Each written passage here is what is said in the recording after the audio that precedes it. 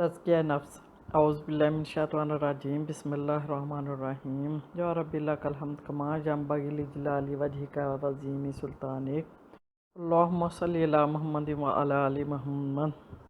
اللہ تعالیٰ سورۃ الشمس میں فرماتا ہے کہ سورج اور اس کی ڈوب کی قسم اور چاند کی قسم جب کہ وہ اس کے پیچھے آتا ہے، اور دن کی قسم جب کہ وہ سورج کو نمایاں کر دیتا ہے، اور رات کی قسم جب کہ وہ سورج کو ڈھانک لیتی ہے، اور آسمان کی اور اس ذات کی قسم جس نے اسے قائم کیا، اور زمین کی اور اس ذات کی قسم جس نے اسے بچھایا، اور نفس انسانی کی اور اس ذات کی قسم جس نے اسے ہموار کیا، پھر اس کی بدی اور اس کی پرہیزگاری اس پر الہام کر دی۔ یقیناً فلاح پا گیا وہ جس نے نفس کا تزکیہ کیا، اور نامراد ہوا وہ جس نے اس کو دبا دیا۔ یعنی وہ شخص جس نے اپنے نفس کو پاک کیا تو وہ فلاح پا گیا، اور جس نے اپنے نفس کو دبا دیا تو وہ نامراد ہو گیا، یعنی کہ خسارے میں ہوا۔ یہ وہ بات ہے جس پر ان چیزوں کی قسم کھائی گئی ہے۔ قرآن پاک میں اللہ تعالیٰ کا قاعدہ یہ ہے کہ جن حقائق کو وہ انسان کے ذہن نشین کرانا چاہتا ہے، ان کی شہادت میں وہ سامنے چند ایسی نمایاں ترین چیزوں کو پیش کرتا ہے جو ہر آدمی کے اپنے ارد گرد یا خود اس کے اپنے وجود میں نظر آتی ہیں۔ اسی قاعدے کے مطابق جہاں دو چیزوں کو ایک دوسرے کے مقابل پیش کیا گیا ہے جو ایک دوسرے سے متضاد ہیں، اس لیے ان کے آثار اور نتائج بھی یکساں نہیں ہیں۔ فجور اور تقویٰ بھی ایک دوسرے کی ضد ہے۔ تو اتنی متضاد چیزوں کی اللہ تعالیٰ قسم کھا کر انسان کو یقین دلا رہا ہے کہ جس نے تزکیہ نفس کیا وہ کامیاب ہو گیا، اور جس نے اس کا الٹ کام کیا تو وہ نامراد ہو جائے گا۔ تزکیہ نفس کا مطلب ہے پاک کرنا، ابھارنا، نشو و نما دینا۔ اپنے نفس کو گناہوں سے پاک کرے، اس کو ابھار کر تقویٰ کی بلندی پر لے جائے، اس کے اندر بلائی کو نشو و نما دے تو وہ فلاح پا جائے گا۔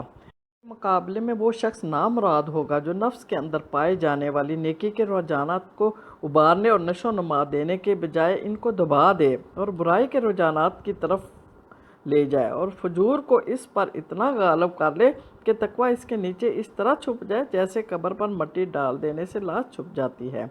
یعنی انسان کے اندر نیکی اور برائی دونوں صلاحیتیں موجود ہوتی ہیں۔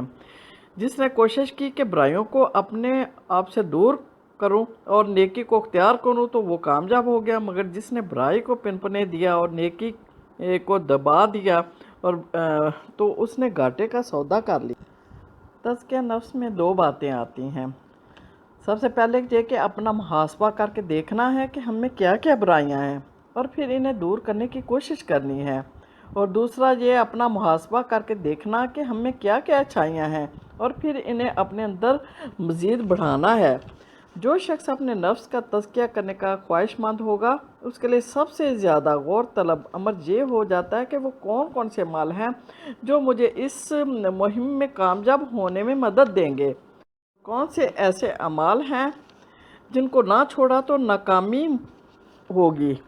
انسان ہمیشہ ان کاموں کو بے فائدہ اور لا حاصل سمجھتا ہے جن کے فائدے کا اس کو علم نہیں ہوتا۔ اس لیے تزکیہ نفس وہی کر سکتا ہے جسے اچھی طرح پتہ چل جائے کہ برائیاں میرے لیے نقصان دہ اور اچھائیاں میرے لیے فائدہ مند ہیں۔ تو اس کے لیے انسان کی پہلی جس بات کی ضرورت ہے وہ یہ ہے کہ انسان کو قلبی یقین حاصل ہو جائے کہ اللہ نے مجھے جن باتوں سے روکا ہے وہ ہلاک کرنے والی ہیں، اور جن کاموں کے کرنے کا حکم دیا ہے وہی اس کے لیے فائدہ مند ہے۔ انسان کو اپنی معمولی سی تخلیق بھی بہت پیاری ہوتی ہے، تو وہ خالق جس نے اپنی اتنی بڑی مخلوق بنائی ہے وہ اپنی مخلوق سے 70 ماہ سے زیادہ محبت کرتا ہے۔ تو اللہ تعالیٰ فرماتا ہے کہ جو بلائی لے کر آئے گا اس کے لیے اس سے بہتر ہے، اور جو کوئی برائی لے کر آئے گا تو برائی کرنے والے کو ویسا ہی بدلہ ملے گا جتنی اس نے برائی کی ہوگی۔ آپ صلی اللہ علیہ وسلم نے فرمایا کہ جس شخص نے کسی نیکی کا ارادہ کیا مگر عمل نہیں کیا تو اللہ تعالیٰ اس کے لیے ایک پوری نیکی لکھ دیتا ہے، پھر اسے عملاً کر بھی لیا تو اللہ تعالیٰ اس کے لیے 10 نیکیوں سے لے کے 700 تک بلکہ مزید بھی لکھ دیتا ہے۔ اور جس نے کسی برائی کا ارادہ کیا پھر اس پر عمل نہ کیا تو اس کو بھی اس شخص کے لیے ایک پوری نیکی لکھ دیتا ہے۔ اگر برائی کا ارادہ کیا اور پھر عمل بھی کر لیا تو اس کے لیے صرف ایک برائی لکھتا ہے۔ تو اتنی بڑی رحیم ذات کیسے برداشت کر سکتی ہے کہ اس کے بندے دنیاوی اذیت اور اخروی عذاب کا شکار ہوں؟ کسی مشین کا ماہر ہی بہتر جانتا ہے کہ اس کے پرزوں کو درست رکھنے کے لیے کون سا تیل مفید ہوگا اور کون سا تیل جو ہے وہ ان کو خراب کر دے گا۔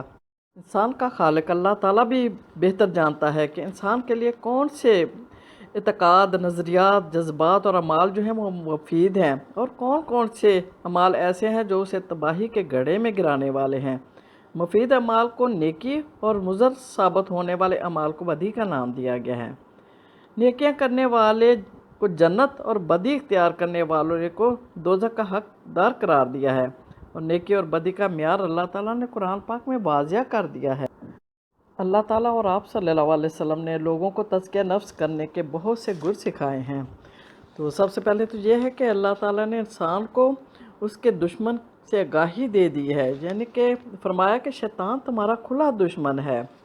آپ صلی اللہ علیہ وسلم نے فرمایا کہ بے شک شیطان انسان میں خون کی طرح گردش کرتا ہے۔ ہمارے نفس میں برائیاں پیدا ہو جانے کا اصل منبع شیطان دشمن ہے، چونکہ نظر نہیں آتا اس لیے اکثر پتہ ہی نہیں چلتا کہ وہ کس وقت خوشنما طریقے سے دل کو بے راہ روی پر مائل کر رہا ہے، اور اس نے اللہ تعالیٰ سے وعدہ بھی لیا ہوا ہے کہ تیری عزت کی قسم میں ضرور ان سب کو گمراہ کر کے رہوں گا سوائے تیرے خالص بندوں کے۔ تو شیطان بڑا ہوشیار اور موقع شناس ہے، وہ کسی موقع کو ہاتھ سے جانے نہیں دیتا جس سے کام لے کر وہ انسان کو گمراہ کرے۔ یہ نہ غافل ہوتا ہے نہ لاپرواہ۔ تو ہمیں اس کی چالوں سے بچنا ہے، اور اگر کوئی غلطی گناہ ہم سے سرزد ہو جائے تو اس پر شرمندگی محسوس کرتے ہوئے اللہ تعالیٰ سے توبہ اور استغفار کرنا ہے۔ توبہ کا مطلب ہے لوٹ آنا، یعنی کہ نیکی کی طرف لوٹ آنا۔ اللہ تعالیٰ فرماتا ہے کہ اے ایمان والو، اللہ کے حضور توبہ کرو، خالص توبہ، بعید نہیں کہ اللہ تمہاری برائیاں تم سے دور کر دے اور تمہیں ایسی جنتوں میں داخل کرے جن کے نیچے نہریں بہتی ہیں۔ توبہ نصوح کے بارے میں آپ صلی اللہ علیہ وسلم نے فرمایا کہ اس سے مراد یہ ہے کہ تم سے کوئی قصور ہو جائے تو اپنے گناہ پر نادم ہو، پھر شرمندگی کے ساتھ اس پر اللہ تعالیٰ سے استغفار کرو، آئندہ بھی اس فعل کا ارتکاب نہ کرو۔ اور استغفار اللہ تعالیٰ سے بخشش طلب کرنا ہے۔ اور تزکیہ نفس کا اہم ترین مرحلہ ضبط نفس ہے، یعنی خواہشات پر قابو پانا ہے۔ ہر انسان میں کچھ عادات پختہ ہو چکی ہوتی ہیں، ان میں اچھی بھی ہوتی ہیں اور بری بھی۔ تزکیہ نفس کا تقاضا یہ ہے کہ بری عادات کو دور کرنے کی کوشش کی جائے اور جو اچھی عادات ہیں انہیں اختیار کرنے کی کوشش کی جائے۔ اپنے ایمان اور ارادے میں اتنی طاقت پیدا کی جائے کہ برائی کی کشش اپنا اثر کھو دے۔ آپ صلی اللہ علیہ وسلم نے فرمایا، مجاہد وہ ہے جو اپنے نفس سے جہاد کرے۔ نفس کے خلاف جہاد کرنا وہ جد و جہد ہے جو ہم اپنے آپ کو برائیوں سے بچانے اور بلائیوں کا عادی بنانے کے لیے کرتے ہیں۔ حضرت علی نے فرمایا کہ سب سے زیادہ احمق وہ شخص ہے جو دوسروں کی ذلیل صفات کو جانے مگر خود ان پر جمع رہے، اور ضبط نفس کے لیے سب سے پہلے دل کی اصلاح ضروری ہے، یعنی کہ پہلا عملی کام دل میں نیکی کو خواہش محبت پیدا کرنا ہے۔ آپ صلی اللہ علیہ وسلم نے فرمایا کہ آگاہ رہو، جسم میں گوشت کا ایک ٹکڑا ہے، جب وہ درست ہوتا ہے تو سارا جسم درست ہو جاتا ہے، اور جب وہ بگڑ جاتا ہے تو سارا جسم بگڑ جاتا ہے، اور وہ دل ہے۔ فرمایا کہ اللہ تعالیٰ تمہارے جسموں کو نہیں دیکھتا اور نہ تمہاری صورتوں کو دیکھتا ہے، بلکہ وہ تمہارے دلوں کو دیکھتا ہے۔ بری خواہشات پیدا ہوتی رہتی ہیں، مگر انسان کا فرض ہے کہ وہ دل کو ان سے پاک کرنے کی کوشش کرے۔ اور ضبط نفس کو آسان کرنے والی دوسری شے یہ ہے کہ نیک اعمال سے حاصل ہونے والے اخروی فوائد کو ذہن میں رکھا جائے۔ انسان طبعی طور پر چاہتا ہے کہ اسے فوائد حاصل ہوں، اس لیے قرآن پاک میں بار بار جنت کی نعمتوں کا ذکر آیا ہے۔ آپ صلی اللہ علیہ وسلم نے فرمایا کہ مسلمان کو جو کوئی تکان، مرض، غم، فکر، تکلیف، جو کچھ بھی لاحق ہوتا ہے، تاکہ کانٹا بھی لگ جائے، اس سے جو تکلیف ہوتی ہے تو اللہ تعالیٰ اس کے بدلے میں اس کے گناہ معاف فرما دیتا ہے۔ منزل اگر خوشگوار ہو تو اس کا تصور سفر کی مشقتوں کو زیادہ محسوس نہیں ہونے دیتا۔ پھر جو نیک کام شروع کیا جائے اس کے سلسلہ میں سستی نہ کیا جائے، اور جو برا کام چھوڑے اس کا پھر ارتکاب نہ کیا جائے۔ آپ صلی اللہ علیہ وسلم نے فرمایا کہ اللہ تعالیٰ کے نزدیک سب سے زیادہ محبوب عمل وہ ہے جس پر مداومت برتی جائے، اگرچہ وہ چھوٹا ہو۔ اور برائی کو آغاز سے ہی دبا دیا جائے، برائی کو زیادہ کبھی نہ ہونے دیا جائے۔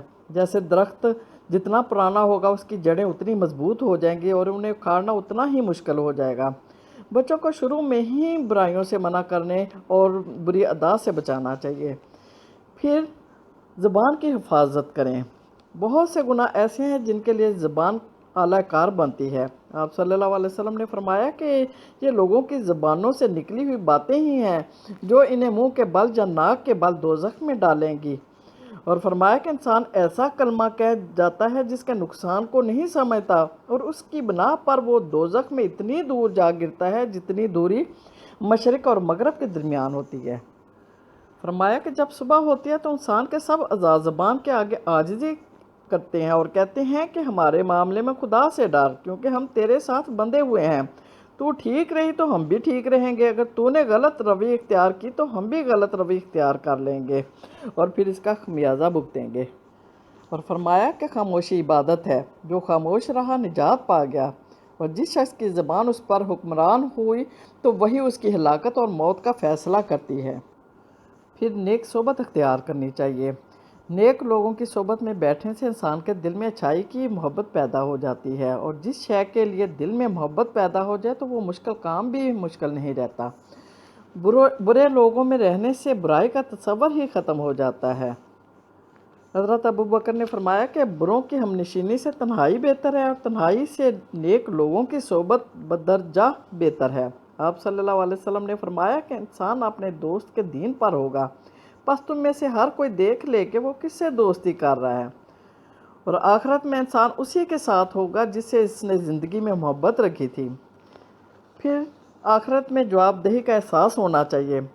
تزکیہ نفس کے سلسلہ میں یہ احساس جواب دہی بہت اہمیت رکھتا ہے کہ صرف اس کے گہرا ہو جانے سے انسان خود بخود ہی سدھرتا چلا جاتا ہے اور اس کی غفلت سے انسان شیطان کا اعلی کار بن جاتا ہے۔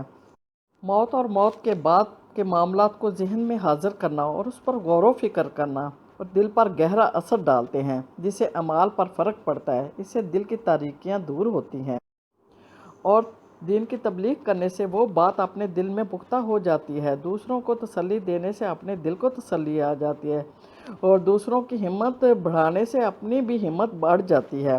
گویا تبلیغ دین تزکیہ نفس کا ایک حصہ ہے۔